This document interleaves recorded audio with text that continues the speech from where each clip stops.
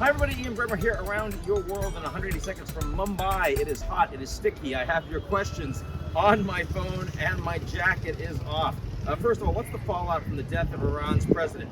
Not that much in the near term because he doesn't actually run the country. There will be a new election in 50 days. It'll be a hardliner or a loyalist to the supreme leader. Almost no one will turn out to vote because people don't see this as legitimate.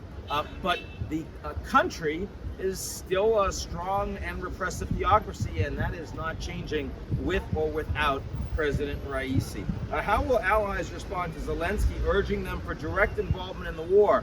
We're seeing more of this in part because you have the Americans, the French, increasingly talking about the fact that they might want to send people boots on the ground to engage in training. As soon as Zelensky hears that, especially because his troops aren't doing so well on the ground right now, he wants maximum support from everyone he can get in NATO. Also, if you want to be in NATO, that means you've got to have tripwires.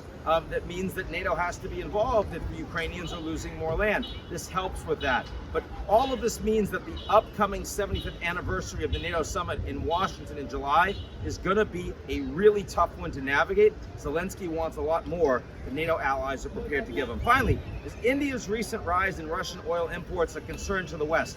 Not really. The Indians are actually importing more oil from Russia than China, even though overall China's trade is going up faster. But American policy, NATO policy, is squeeze the Russians, but not so much that it hurts the Americans and the Europeans. It doesn't hurt their economy that much. And what that means is that the Russians continue to export oil and gas and uranium and food and fertilizer. You basically reveal preferences that the United States isn't prepared to do all that much ultimately for Ukraine, especially not if the American economy takes a hit. That does, of course, matter when you look at what's happening with Russia around the world. That's it for me. I'll talk to y'all real soon.